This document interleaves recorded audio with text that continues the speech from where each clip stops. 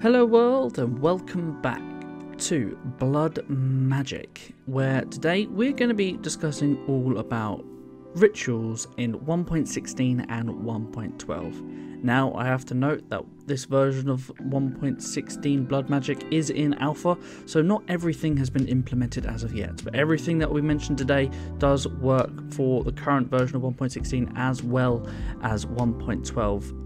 But I should say, if anything today in this tutorial helps you in any way, shape or form, please leave a like and subscribe, it really helps me out. And ring that bell in order to stay tuned to more Blood Magic tutorials and other mod tutorials in the future. So, as stated, we are going to be doing rituals today. Now, there are a couple of basic things that we're going to need to start off with before we can do any rituals at all. The first thing is going to be these ritual stones. Now, what we need at the minimum for the ritual stones is we need reinforced slates and the apprentice blood orb, which means you need at least the tier 2 level blood magic altar in order to create these items. We've shown in previous tutorials how to actually make these things. We won't be covering that here today. All we need is 4 obsidian, 4 reinforced slate, and 1 apprentice blood orb or higher to make 4 ritual stones. Then, using those 4 ritual stones, we can then make the master ritual stone. Now, this requires the magician's blood orb, so you must have at least a tier 3 altar in order to do any rituals in any version of blood magic, as you have to have the master ritual stone in order to do any of them. So we need the magician's blood orb, which will require a tier 3 altar, the 4 ritual stones, which we've already made, and another 4 obsidian. Now, again, the magician's blood orb can be higher, so you can have the master's blood orb, or if you're playing an earlier version of the pack, the archmage blood orb. And that'll give us the master ritual. Now, to actually start forming these rituals, if you have the book in here, it will show, right, here's all these things, but what are all these kind of blocks like? I don't see it.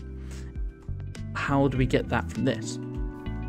Now, the main thing that we need, is the easiest thing we need, is the ritual diviner. This is the easiest way to actually craft runes.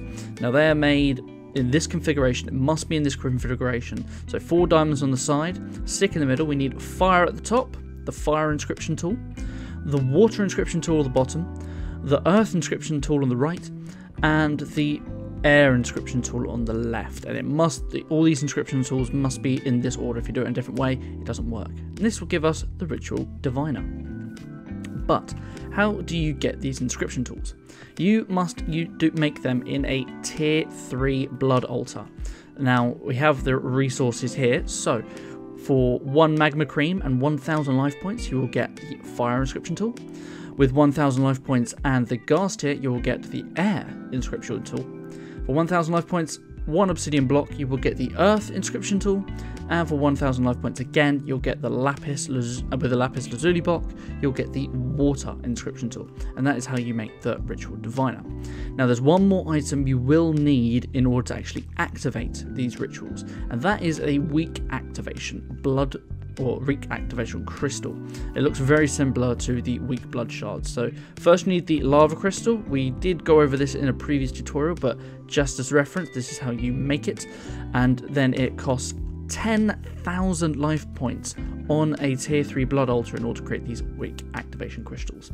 Now, in 1.16 you only have the weak activation crystal, but for today we're going to be using the creative activation crystal, as then I won't have to worry about using up my life points in my sigil here, or in my blood orb here. Obviously we have a lot, so I could do, but just for the sake of this tutorial we're going to use the creative one. Now, we will be showing another crystal later, which is for 1.12.2 only. It's very, very, very simple. It's called an awakened activation crystal, but again, we'll get that later. But first, some more information about these inscription tools. Now, they can actually be used to manually place down runes. So as you can see here, if I pick a one that actually can be used with the diviner, which is the ritual of magnetism, as you can see, it takes 4 air runes, earth runes, fire runes, etc, etc. Now, what you can do is, using these inscription tools, you can actually right-click on the blank rune, and it will inscribe that rune or this aspect to the rune. So if we right-click with that, we have a fire rune. We right-click with this, we have an air rune, and an earth rune, and a water rune. So on and so forth. And that is how you get all these different types. However, we aren't actually going to do it that way, as that way is very long, very tedious, and can be quite painful if you get it wrong, especially with the larger rituals. So we're going to demonstrate exactly how we and why we use the ritual diviner in a moment. But now let's move on to some actual rituals. Let's get straight into it. So these are again going to be for 1.16 and 1.12.2. Now there is an upgraded version of the ritual diviner, so for now we're going to start with just the ritual diviner itself, not the upgraded version. So the first one we're actually going to look at is the Ritual of Magnetism itself.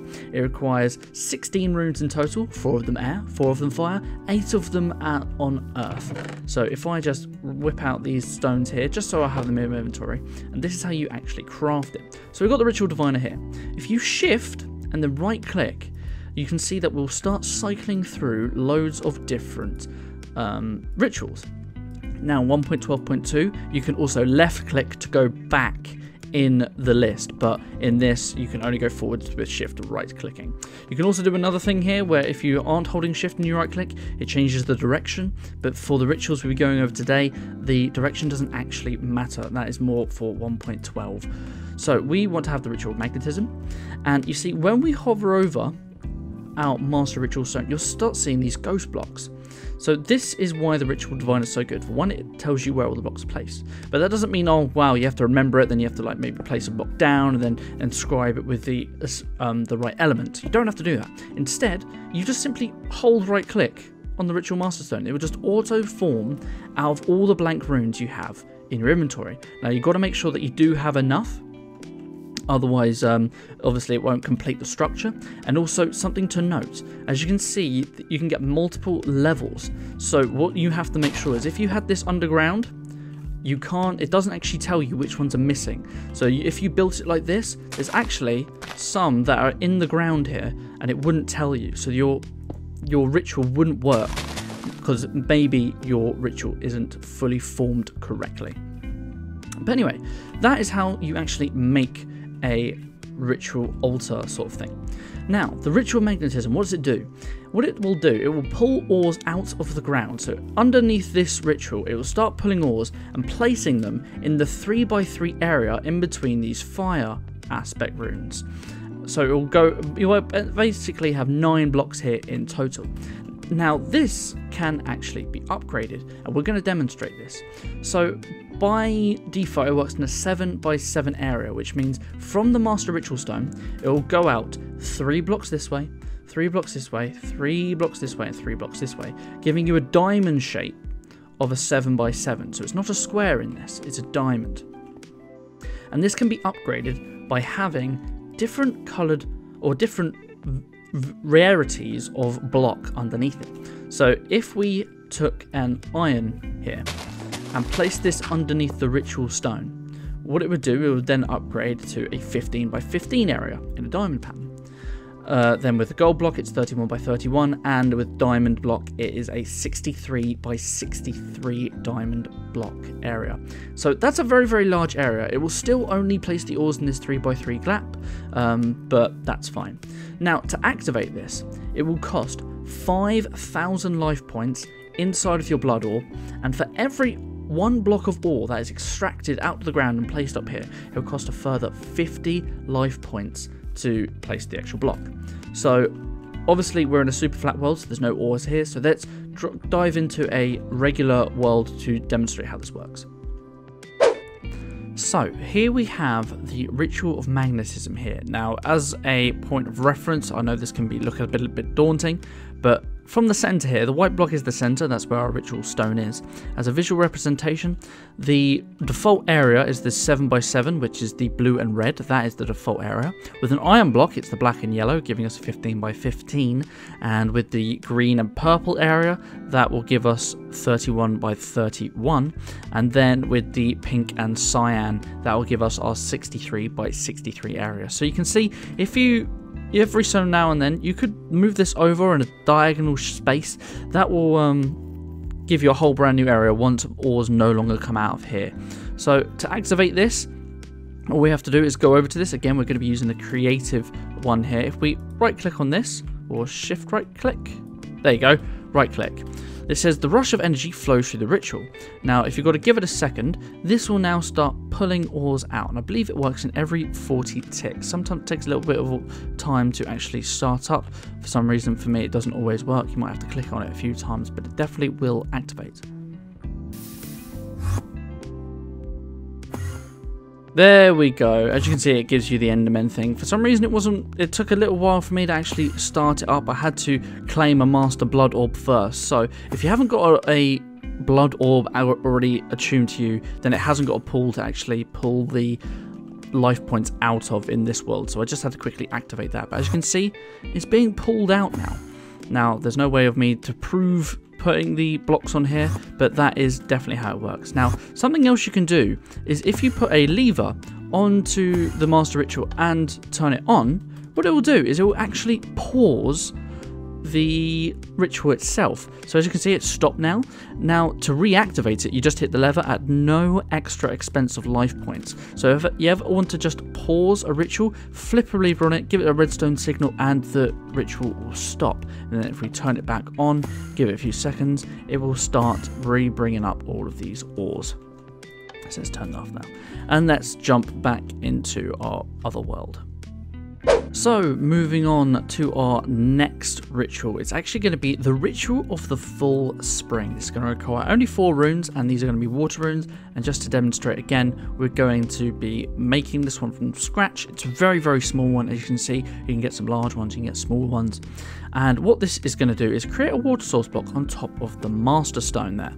And this will cost 500 life points to activate, and then for every water source that is placed on top of the Master Stone, it will cost a further 25 life points. So if we get our activation crystal here and activate that there, I keep shift clicking when you don't need to. It's just a simple right click. As you can see, this is here. Now what you can do is you can pump this water out. So if you're playing with a mod pack where there's pumps available, you can pump this out, which gives you a 1-block water source. I mean, there's a lot of mod packs that actually stop water sources from automatically forming, you know, with the 4 blocks or the 3 blocks in a line, the way most people do it in vanilla. So this is a way to get around that, to have a constant water source, and it's a bit better and a bit easier to set up than, you know, draining an ocean. Next is the Ritual of the Green Grove. Now, if you've watched the sigil tutorial, you probably can figure out what this ritual actually does, but it needs 8 runes, 4 water runes, and 4 earth runes. And what it will do will increase the growth speed of crops within 2 blocks of the Master.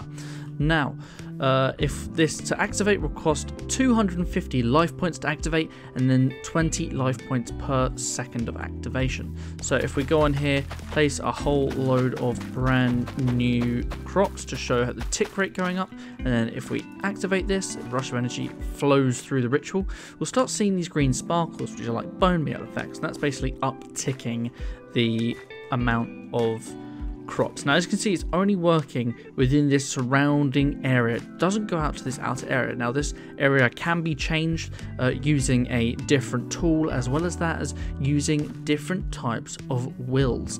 As we said with the lava source ritual, this can be affected by different will types, but we'll be going over that just in a second. But for now, it's time to move on to our upgraded diviner. So those 4 rituals can only be done with the regular ritual diviner. So these are the blood altar tier 3 rituals that you can do. But now we're basically going to go on to the tier 4 blood altar. And this is going to give us an augmented ritual diviner. It's called the Ritual Diviner Dusk in brackets. Now, in order to make the Ritual Diviner Dusk, you are going to need the Dusk inscription tool. Now, very similarly to the other inscription tools, you can create this and you can right click on a rune and it'll give you the Dusk runes. But in order to make the Dusk inscription tool, you are going to need a tier 4 altar, and then with a block of coal and 2,000 life points, you can make the inscription tool of Dusk. Now, you are going to need 2 of these, as well as the previous Ritual Diviner and 2 demonic slates. We've shown how to make these demonic slates before. Simply put stone on a blood altar and eventually a tier 4 blood altar, and eventually it will go all the way to demonic slates. Put that in here, and this will give us the Ritual Diviner Dusk. So let's put this other one away. Now, the Ritual Diviner Dusk is the exact same thing. You hold shift, right click if you're in 1.16. If you're in 1.12, you can left click to go back in the list. And you can see we have a whole load of new rituals, including the original 4. As you can see, we have the Serenade of Never. Right, let us move on to now the Ritual Diviner Dusk rituals. So this is going to be again for 1.16 and 1.12.2. The first one is the Resonance of the Fated, no idea what this says, Crystal. This is going to require 20 runes. 4 of them will be blank, 12 of them Dusk, and I've written Duck here apparently. And then we're going to need 1 of each other runes, so 1 air, 1 earth, 1 fire, and 1 water. And what this does is it starts creating purer forms of will. So in a previous tutorial we've shown how to make these raw crystal clusters, but this is to get newer crystals, a purer form, splitting them down. Now this will cost absolutely no LP to actually activate, but what this will cost is will. And there's too many wills there. So we are going to be using the Greater Tartaric Gem here inside a Demon Crucible. So if we right click here, well, I've had this running for a long time. We've got the Greater Tartaric Gem here. I haven't actually shown how to build this in the tutorials. I've only gone up to Common, and in 1.12 it goes up to Grand, which Grand is bigger than this, but we will be showing how to make the Greater Tartaric Gem soon. I just chose this as it's the biggest.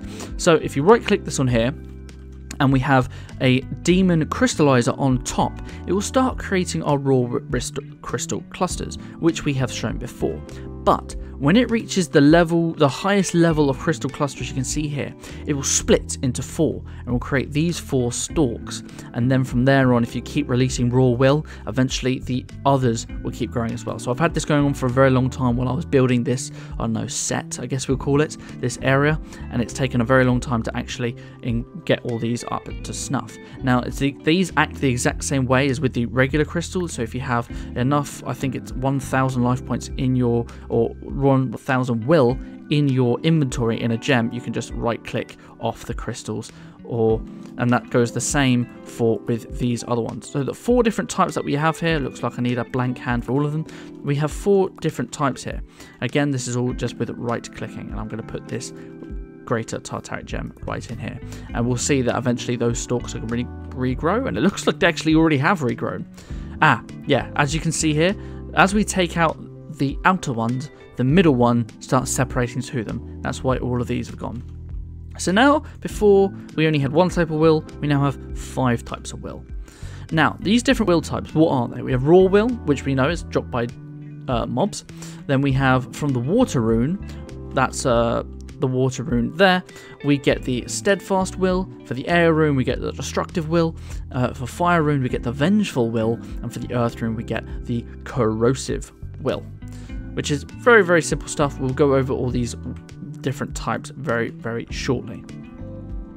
But to make the Greater Tartaric Gem as we used here, first we need the Common Tartaric Gem, we need a Demonic Slate as we've gone over, we need a Weak Plus Crystal, which we've gone over for 1.16 and 1.12. For 1.16 you need the Alchemical Reactor chamber thing, and then in 1.12 you need the Bound Blade, and you have to slay mobs. Very different between the versions. And then you need 1 Demonic Wheel Crystal. That is the basic Demonic Wheel Crystal, and that is in the Hellfire Forge. As you can see here, we've already crafted it, and this will hold 4,996 will. Very, very large, biggest you can get in 1.16, but again in 1.12 you can get the Grand Tartaric Gem, which actually holds about 16,000 will, so it's a big improvement. Now, things that you can actually do with these Grand Tartaric Gems. Now, when they are created in here, you will get empty ones, and that is very, very good, as what you can do is you can actually change these Tartaric Gems, not just the greater one, all the other types, to the corresponding pure forms of will. So, if we get these 4 here, what we can do is change each type. So if we have a Hellfire Forge, we have to put an empty, it must be empty, Tartaric Gem in the charging point here, in the charging point.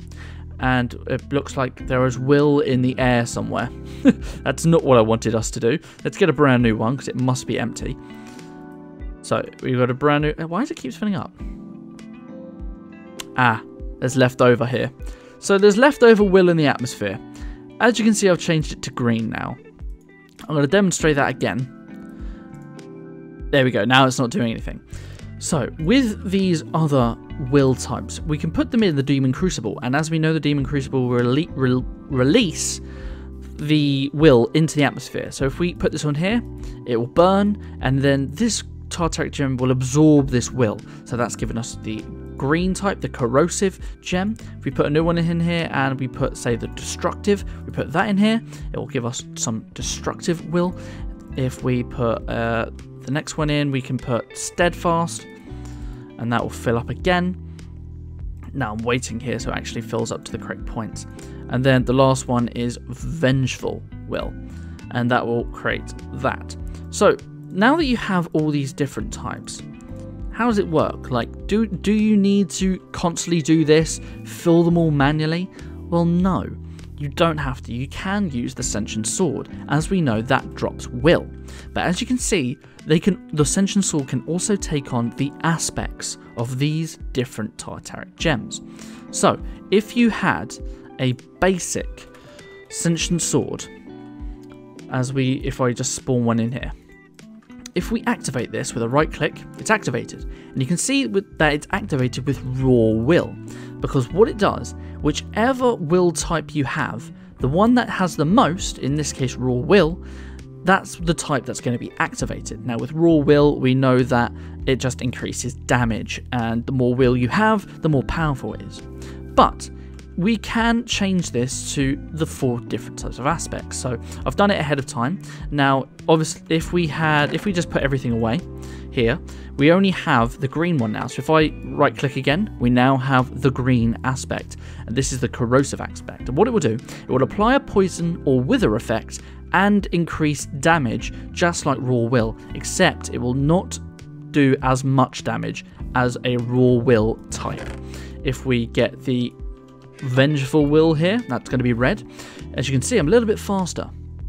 What it will do is it will increase your movement speed dependent on your total will. So if we had this completely full, we'd be going very, very fast, even faster than we already are now. As well as that, it gives us increased attack speed and increases our damage as well. But again, it doesn't increase our damage as much as if we just had a raw will Sentient Sword. Next, we've got the steadfast here. We right click again, we get steadfast. Our movement speed is gone. It is going to increase our damage again, but not as much as raw will. And this will grant an absorption effect once you've killed an enemy. So after you've killed an enemy, I think you will absorb part of their health into your own life force. And then lastly, we have the destructive will here. So if we right click that, we get destructive will. And this will increase power and damage even more so than raw will, but you will have very, very slow attacks. You can see it takes a long time for the attack to recharge. And that is how these work. Now, as this works on Sentient Sword, it works on every other Sentient Sword as well. So it works on the Sentient Axe, Pickaxe, Shovel, and Scythe, each giving very similar effects. But mainly you'll probably only use this on the Sentient Swords, which is why we showed that today. So, as I was saying, you can have different effects on some of these other rituals here. So, as we've seen, we can do it on both the lava one and on the growing one, the green grove one. So how do these work? Similar to how we release these into the air, what we can do is once we have one of these full, with the Sentient Sword cutting down enemies, you will fill up these just by killing enemies. So you only have to make the gem once, which is why you don't need to mass produce these types of crystals. You can if you want to, there are ways of doing it, but you don't have to, so you can do it with just killing mobs. So you place down the crucible here, and then you can put these pure forms of Tartaric gem into the system. It will release that particular aura into the air, and that will change the different type that we have here. Now, I've seen a couple of ways of actually doing it as well, that you will actually need a different tool in order to actually change this to a different aspect. So we'll be going over that later. So in the meantime, that's a quick way of how you actually change these around, but we'll get to what the different effects are later on. As you can see, we've released 50 of the corrosive will into the air, but this has now stayed as a corrosive Tartaric gem, but it can now be reassigned now that it's empty. But moving on, we now have a new ritual. This is the Crack of the Fractured Crystal. This requires 44 runes, our biggest one so far. And this is going to require 20 fire runes, 12 dusk runes, 8 earth and 4 air runes. Now what this will do, it will break crystal clusters down to 1 stalk at no cost of LP. It will just cost you raw will. Now this by default works in a 7x7x5 area, with the lowest cluster having to be 2 blocks above the master. Now I've already activated this, so if I deactivate this, as you can see, it starts popping off all the different things. It just drops it on the floor, so you're probably going to need maybe in some sort of mod a magnet or something, or loads of hoppers around to actually fix this to work. Now I've done some testing to try and get specific will types to actually grow. So with a similar idea, if we take this off and if we had these broken down to having no will, I have tried placing this in here to then have the different aspects of crystals to actually break, but unfortunately to no avail. It has not worked for me. I don't know why. I feel like it should be a thing, but I just can't get it to work. Now you can have it set so it goes into a chest, but you need to define the chest. So for that we're also going to need a second tool as well, which we are going to get to right now. This here is called the Ritual Tinkerer. Now this requires 2 demonic slates, the Master Blood Orb. It must be the Master Blood Orb or higher. So if you're playing 1.16, the Master Blood Orb is the highest. If you're playing 1.12, it's the Archmage Blood Orb, which is made with the Nether Star and a demonic slate, I believe. I do have it later on. We'll get to that. 2 gold and 2 glass. Now this will give us the Ritual Tinkerer, as you can see here. Now if we go back over here now, we have a couple of things the Ritual Tinkerer can do. Now the book is very confusing. If we go into here, go to rituals, and we look at the cracked and fractured, we keep scrolling through. It says all demon will crystal clusters have a single crystal cluster broken off, spawning the crystal into the world. If there is only 1 crystal in the cluster, it will not break it. Now it says that maximum, or it gives us all this information. As you can see, it tells you the verticality and stuff. But if we go here, if we shift right click with the Ritual Tinkerer, it says there are 3 different modes. There's information. So if we right click on here, it says the demon will crystal cluster is within range. It will drop the results on top of the crystal. That's what we showed. When it's activated, it will pop it all off.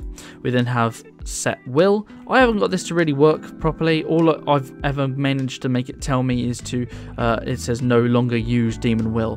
But I've been told another way of setting this is by right clicking while holding the a specific type of Tartaric gem, but for whatever reason it just didn't work. And apparently some of my other Tartaric gems have also changed to being vengeful will now, but never mind.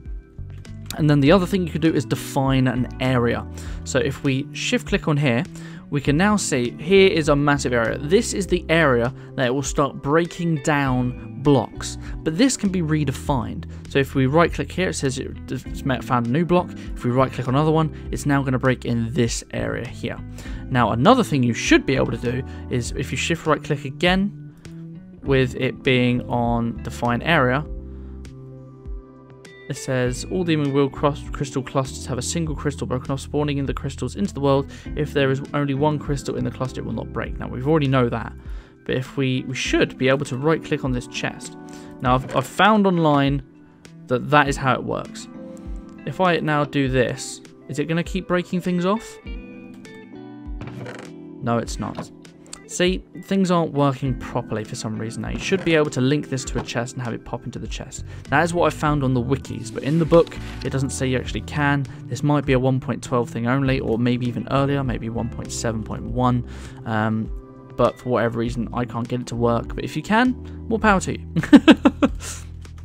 But then moving back over to these 2 rituals, we said that these can be used on specific will types. Now earlier we released corrosive will into the atmosphere. So if we go up here now, and if we shift right click until it goes to define an area, and shift right click on here, you'll see corrosive entities in this area have their life force drained. So that means corrosive area is now being affected by this crop.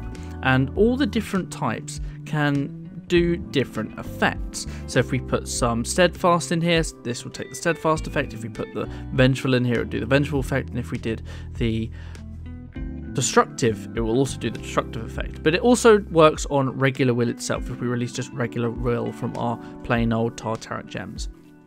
Now if we go around the corner here, we have all these effects. If we decide to use the Green Grove ritual on raw will, this will increase the speed of the ritual's operation depending on the total will in the area, or the aura as they say in this. With the corrosive, it will make entities within range get attacked by the plants and take their life away. So if we had a mob on here, say a creeper or a skeleton, if we had a creeper or a skeleton sit on here, what they would do, the plants would start taking the life away from it and start sucking it into them and just start damaging them. So it's a pretty good perimeter sort of crop paste effect. Next is steadfast. Here you get seeds are replanted and blocks are watered in range. That means you don't need a water block anymore. You now can just use the ordinary steadfast will. So you can get one more block out of the area, and also it replants itself, so it constantly ends up working. Next is the destructive will. That means the growing range is based on the total will. That means the more destructive will you have in the area, the further range you can actually get with this ritual. However, the ritual tinkerer can be used here. If we go to define an area, as we got here, we right click there to growth. If we now right click here and then right click over this side, you see it has grown. But even while it's activated, you can see that the ticks are actually going up, and we don't have any destructive will in the area. So even though it does say that the range is increased and we can change the range with the ritual tinkerer here, I think it's more of a 1.12 thing with the growing of the range. I don't really understand how this works. Well, I don't understand what the growing range means, because we could just change the range itself, as you can see. I don't know what the maximum is actually, but we can go into a regular world to actually test that out. And the last will is the vengeful will. We've got to increase the rate that the growth tick is successful. So that means that every time the crop attempts to grow a bit bigger, there is more of a chance of it actually working. So let's jump into a super flat world to test the actual size of this here. So here I have created a very, very large farm. Now this is used to test a different ritual coming later on, but I've converted it to actually work with the ritual of the Green Grove. So if we activate this here, you can see that we'll start getting some bone meal effects on these small little area right here. At least we should do very soon. There we go, now it started working. So let us change this to define area, and then shift right click on here. It's changed to corrosive. There we go, let's put the growth mode on. This is how big it is. Let's see how wide we can actually make this. So I've gone very large, and it said the range given is too big, needs to be at most 81 blocks. So it looks like it can only work in an 81 block radius. Let's see how big that actually is. So here is the largest size that I can make it. It seems to be a 1, 2, 3, 4. So this is a 9 by 9 block. That is the largest we can make it. But in theory, this should be able to grow even further if we have a lot, I mean a lot, of the specific will type. I believe it was the destructive will, I believe we need. So I have now filled up a destructive will Tartaric gem to try and increase the area even further with this. So you can see it changes to steadfast. If I keep right clicking, it says steadfast. If I shift right click, it changes to corrosive. And then if I do it again, it's growth. That allows me to define the area. But for whatever reason, I cannot change it to actually be defined as destructive. This is how you actually set which type of will it's going to be. But for whatever reason, it's just not working for me. You know what I've tried to set will consumption, so it will no longer consume will. Now if I go to define area, steadfast, corrosive, still it just does not seem to work with this demon will. I don't know why. If I go to information, it still says vengeful and deconstructive. It works with that, but for some reason it's just not working for me. If you can figure it out, more power to you. But let's go back into the world and go on to how we can actually change the nether ritual. But then the next one that can also be affected is the serenade one. That's our lava production one. This time we're not going to try and mess around with all the different gems, as it's very, very close together. Now, with raw will, it will decrease the life points and allow the lava to be placed in a linked tank. So if we put regular will in here, what you can actually do is put a tank directly on top, I believe. I'm going to need to have a brand new tank. But if you place a tank directly above, it should go directly into it. Now, with corrosive will, entities within the area will now have, that usually have fire protection, will now be damaged. So blaze, if you put this near a blaze with corrosive, and they obviously have fire protection, but they will now get severely damaged by fire and lava. Same with things like magma cream or any other mobs that are fire protected related in any of your mod packs, depending if the configs are actually set to do that. Right, next is steadfast will. Players within the range will have resistance to fire, so basically the opposite of corrosive, but works for you this time, not mobs. Destructive will. Lava placement range is increased based on total will, so if you want to have more than just one source, maybe you want to increase it to have a 3x3 area. I don't know how wide it actually goes, but that's how that works. Depending on your total will would depend on how wide the lava source will actually be. Vengeful will, entities within the area will have the fire fuse applied to them. Now, I tried finding what fire fuse actually was and what it does. I can't find it on any wikis or any tutorials online that I tried looking at, so I suppose you just have to experiment. It sounds like you're going to be a ticking time bomb though. But anyway, that's those two.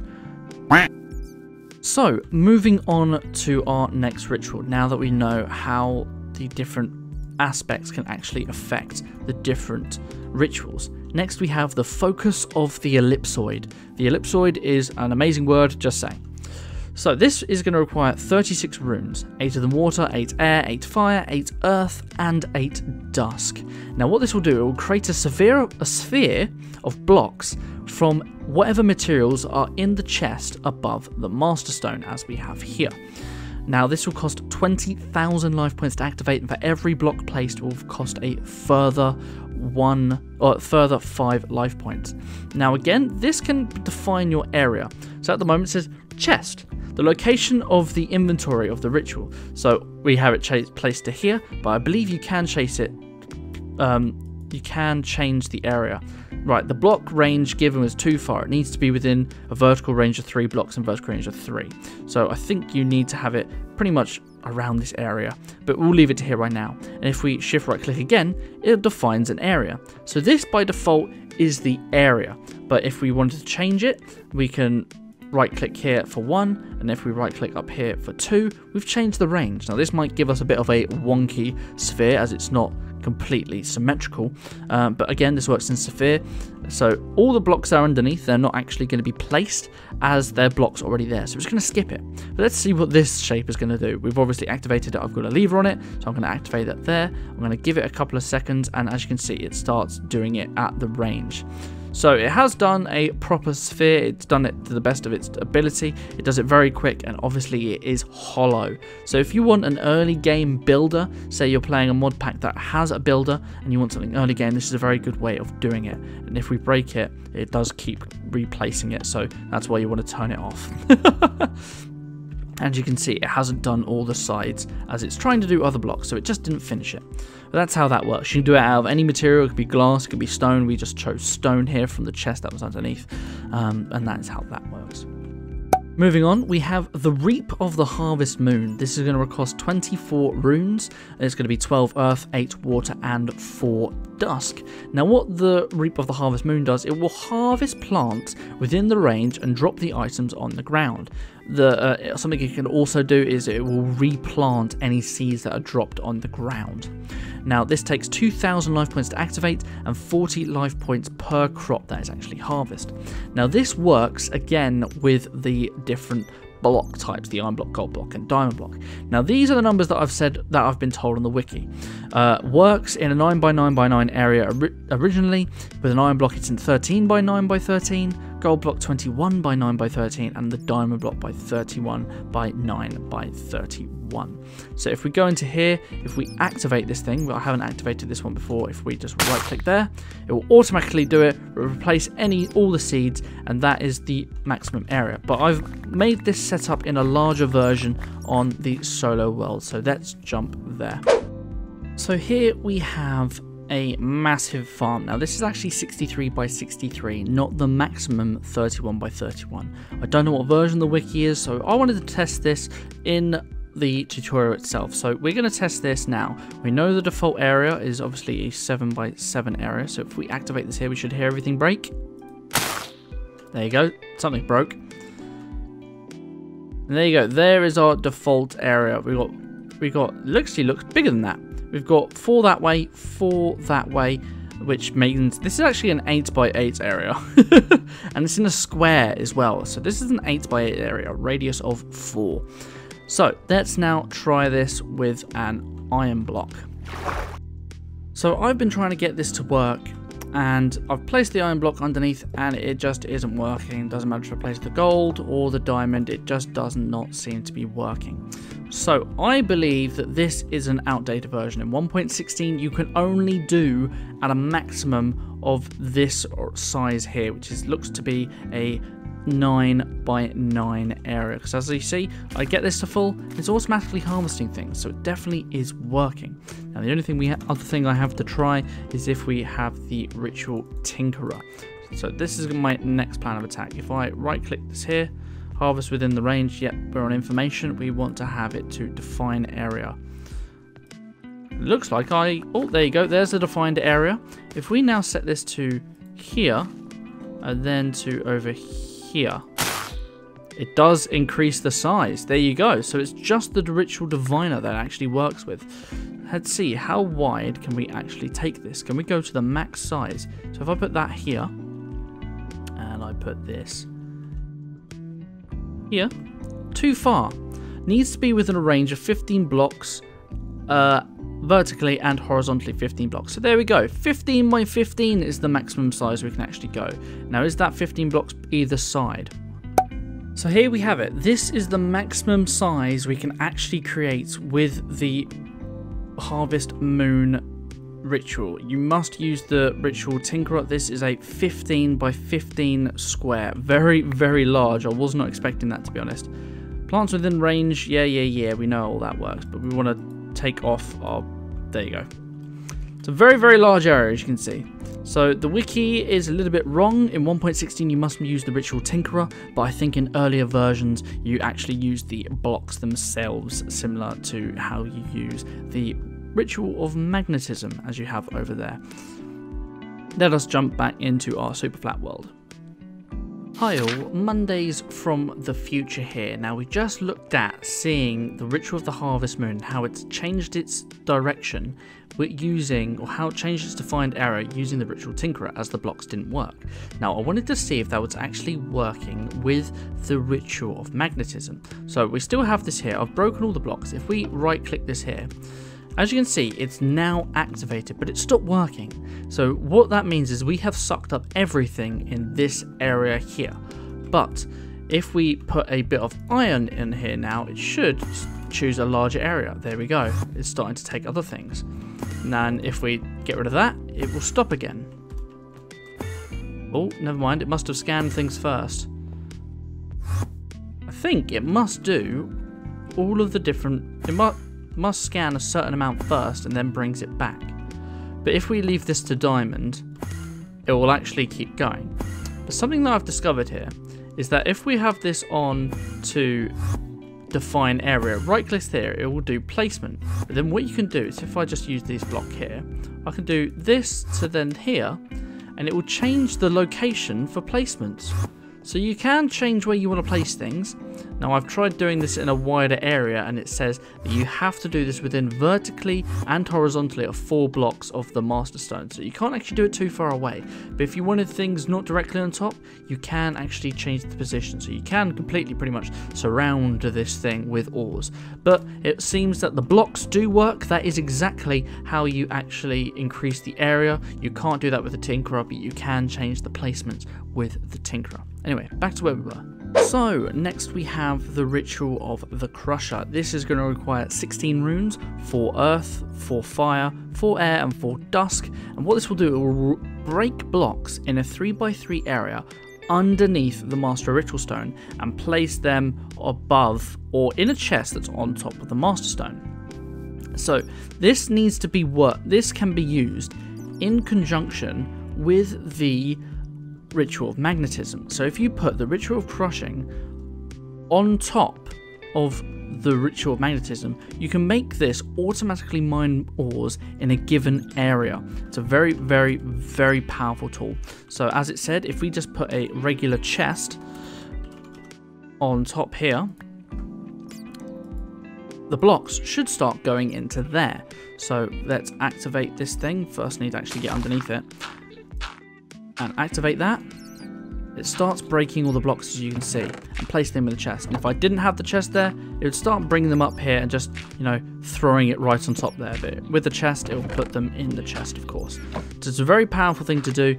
If you had this and the Ritual of Magnetism, you have a very, very good auto farm there. Now this requires 5,000 life points to activate. For every block mined, it will cost you 7 life points further. Moving on now to another farming type ritual. Here we have the Ritual of the Shepherd. This requires 16 runes, 4 of them water, 4 dusk, 4 air and 4 earth. And what this will do, it will by default reduce the time for animals to mature from 20 minutes just down to 3 minutes. So if we go under here now and I activate this thing, if I activate that there, what it will start doing, if I now breed these 2 animals, what it will do is in 3 minutes after that animal has been matured, it will grow up. It just takes 3 minutes now. Now some things about this, it only works within 2 blocks of the Master Stone, but this can be increased again using the Ritual Tinkerer. So if we choose this to define area, right click this here, this is the default area. It looks like it's giving us the maximum size by default. Can we go larger than this then? We can. It does seem to be that everything has changed between 1.16 and 1.12. As in 1.12, it could only go up to 6 blocks, which was basically the inside of there itself. Let's see how wide this can actually go now.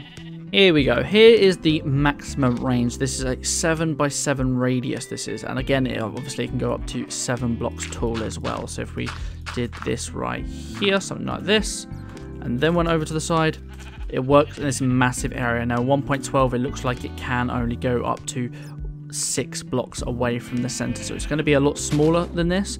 I'm getting all these numbers here from the wiki, so anything from 1.16 I'm sort of having to discover by myself.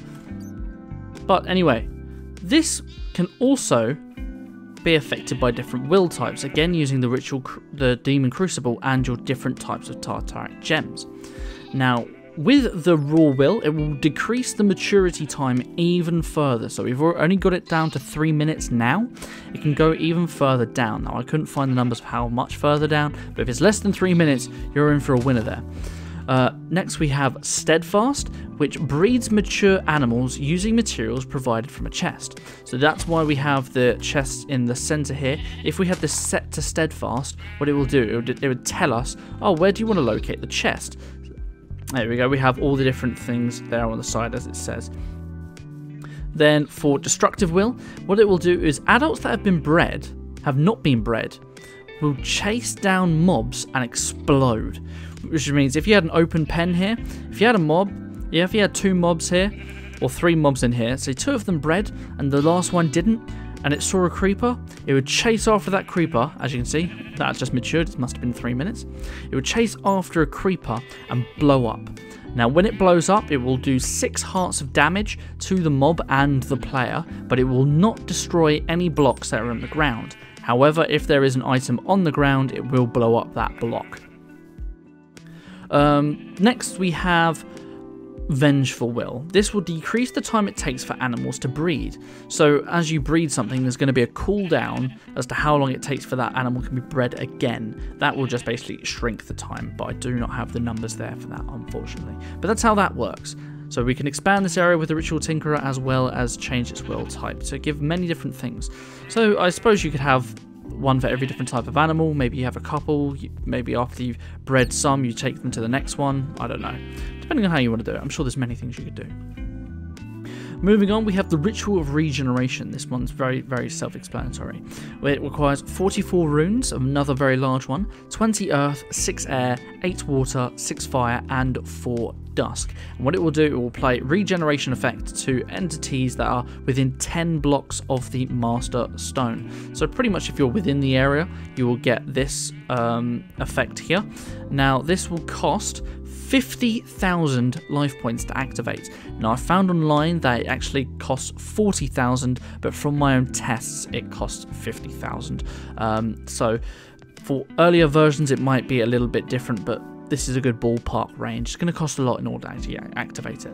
And it's going to cost 200 life points per time it's activated. So it gives you 2 seconds, as if you see on the side here. If we activate this, it'll give us 2 seconds of regeneration on the side here. But, so that means every 2 seconds it will cost us 200 life points. Now, this regeneration effect can also work on other entities, meaning mobs. So when it works on other mobs, it only costs 20 life points for each activation. So for every 2 seconds, it will cost 20 life points. So say you had sheep nearby, it would do 20 life points per 2 seconds on it. For some reason, it's not activating for me, and I have no idea why. So I found the problem as to why it wasn't activating for me. For some reason, it wasn't built properly, and it only actually activates when your health is actually missing. So if I damage myself, it will then give me the regeneration effect. So it's not going to constantly give it to you, which means you're not going to constantly re-drain your health. That's why it wasn't activated for me. You must be in survival and have missing health for it to give it to you. Moving on, we have something that should be used in conjunction with the Ritual of Regeneration. This is called the Ritual of the Feathered Knife.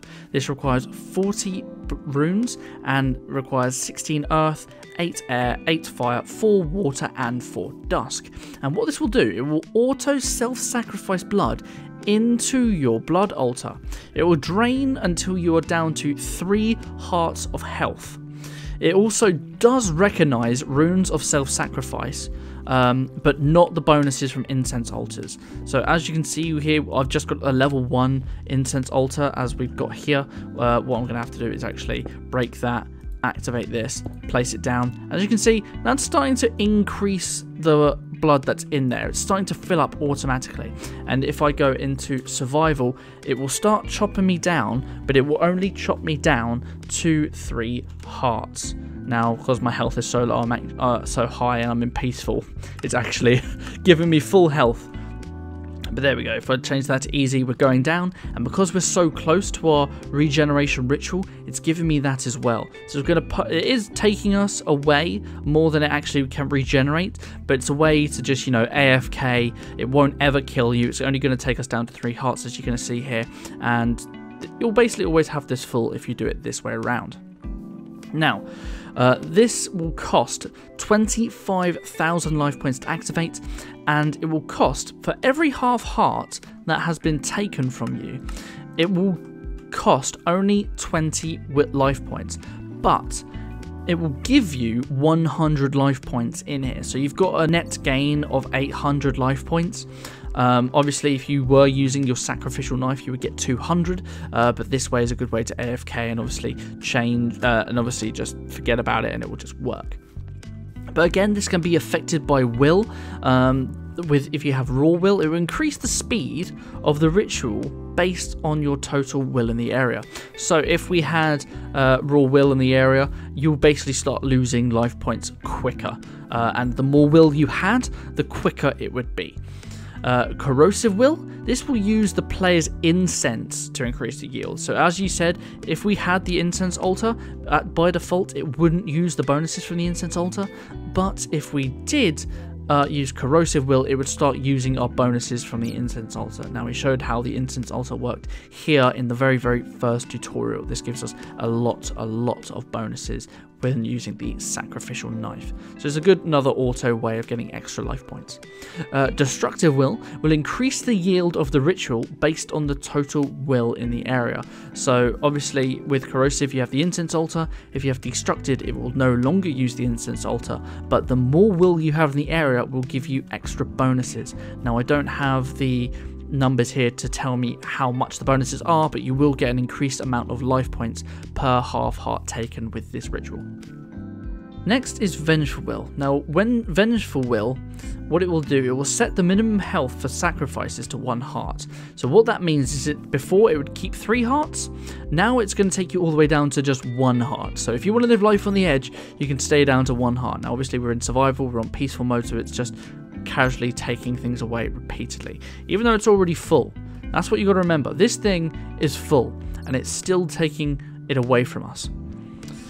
Now next is the Steadfast Will. So this sets our minimum sacrifice to 7 hearts, so it will only take these 3 hearts away, so it's a bit of a safer option. Now things to note, as we've seen before, you can have multiple will in an area at once. As we saw over here, it kept overriding, kept switching between the two.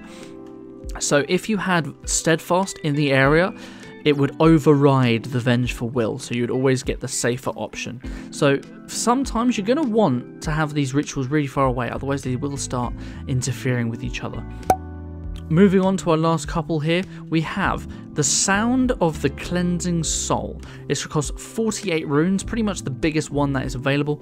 It's 20 earth runes, 12 fire, 8 water, 4 air, and 4 dusk. What it will do, it will remove the upgrades or downgrades from the living armor and give you the equivalent times. So as you can see, I've been wearing living armor this entire time, and you can see there's upgrade points. We've got 28 out of 100 here.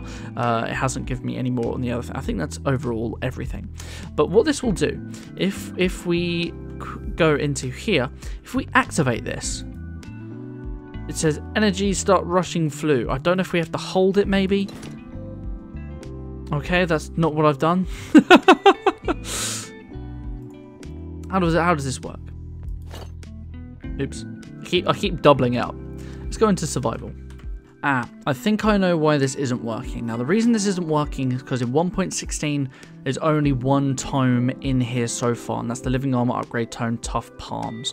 As you can see, we've got Healthy 2, Strong Legs, Quick Feet, and nothing on these other variants. That is why it's not working, as they don't actually exist in this version of the pack, or in this version of the mod. But in 1.12 this is exactly how it works. I don't know if you have to hold the item or anything like... Well, I am completely wrong. That's exactly how it works. You hold it in your hand and you right click on it. You activate it and then you right click on it. And apparently it gave it to me as well. So here we go. We've got the we've got the updates for Strong Legs, Quick Feet, and Healthy. Now what this is going to do is it costs 25,000 to activate, and then it's just activated. It's just always on. And if you actually right click these in your hand, it will reapply these different things. So that's just how that works. Apparently it's all based on just the chest plate in this, as that didn't do anything, and with this, that also didn't do anything. Do I do it like this then? How the hell did I do it the first time? I just right clicked on it, that's all I did. Apparently there now is durability on some things as well. I'm so confused how this works. So I had this on here and I right clicked. Do I have to react? Okay, so you have to reactivate it. That was the problem. So if I put these all on and then just activate, now it's giving it to me. I don't know why, it was a bit finicky to begin with. I think the very first time you have to activate it and then right click on it with this, but then for the other times you just have to right click while you're wearing it. Now moving on to our next one. This is another thing to do with the living armor. If we go back into creative mode here, we have the Ritual of the Living Evolution. This is 48 runes, 24 earth, 12 fire, and 12 dusk. And what this will do is to increase the available upgrade points of living armor to 300. So as you can see here, we have upgrade points out of 100. We currently have 36 out of 100. But with this, it will actually increase it up to 300, giving us a lot more upgrades available to us. Now, this will require 50,000 life points actually to to actually activate. So let's try this now. All right, I've right-clicked that, so it's now activated. If I now do this, are you now increased in size? No, you're not. Right, here's where we... I think you have to stand on it. That's how it works. You have to stand on it. So for both of these, you must stand on it in order for it to activate. That's the only thing that I can think out here. Now, if you're in an earlier version, I found on the wiki that you may need the Awakened Crystal. Now, the Awakened Crystal is the 1 Nether Star and an Archmage Blood Orb. In 1.16, there is an Awakened thing. There is an Awakened shard here, crystal, but it isn't craftable. I'm pressing R here. There is no crafting recipe. It's only in creative mode. So as you can see, I activated this obviously with my creative one, but it can be done with a weak crystal. In earlier versions of the mod pack, you may need to have the Awakened version in order for this to actually work. Now, the very, very last ritual is not actually in the book. This is called the Well of Suffering. Now, I'm not sure if it's not implemented in the pack, but we're going to actually show it off here today anyway. As you can see, it's not in the book. The Well of Suffering isn't here, but you can actually make it. If you hold our divination ritual, or ritual diviner here, you can see if I scroll through here, it actually gives us the Well of Suffering. There's this one here, the ellipsis, that is for the ellipsoid, focus of the ellipsoid down there. But here you go, Well of Suffering. As you can see, it's a thing. It does work. Now, the way the Well of Suffering works is it will damage mobs in a 21 by 21 by 21 area. That is what the wiki has told me. Now, this should be redefinable as well. So if we go define area. Okay, the area is not definable apparently. I'm shift right clicking, we cannot define the area. Now, obviously it's going to damage mobs, and what it will do is when it damages the mobs, it will put that blood into a nearby blood altar. I've just got that slapped on top. You could have a proper tier altar below or above, it's up to you. And this will cost 50,000 life points in order to activate. And for every half heart of damage, it will cost 2 life points per half heart damage to a mob. But it will give you 25 life points into the blood altar per half heart of damage. So you do have a net game here. We do have a net game. Now, the blood altar has to be 10 blocks vertically. So it can either be 10 blocks below, 10 blocks above, anywhere in between, and it must be 5 blocks horizontally. So it has to be at least 5 blocks of the Master Stone in any cardinal direction. And then it says the generated LP does get also affected by runes of sacrifice. So if you had a tiered altar here with runes of sacrifice, you will get that 10% or 20% bonus from those runes of sacrifice. So we're going to demonstrate this now. We're going to go into easy mode here. We're going to throw down a loads of zombies here. Also, of course, it's nighttime. Let's change it to daytime first. There, how about that? So we are now in nighttime. Let's place down these zombies here. They are very, very loud. And let's activate this here. As you can see, it starts damaging them. And one has escaped. Oh no. But as you can see, it's slowly filling this up. So this is another way. If you just had maybe a powered spawner here, it would automatically spawn the mobs, and obviously they'll start getting damaged. Now, I'm not 100% certain if it will actually kill the mobs. I believe it will over time. So it's probably best to have a powered spawner here of some sort. There you go. They have all died now. Let's go back into peaceful mode. So if you maybe have a dark room as a simple way of doing it, you can just have this ticking over forever. But you have to remember, you will run out of life points eventually. This can obviously be turned off with a lever again, but you're probably going to want to have multiple blood altars now. You're going to have one that automatically increases your blood orb, your soul network, and you're going to also need to have one that you use for crafting and such. As you can see, we started with over 1 million. We're now up to 800,000. So we've used a lot of life points activating all of these right now.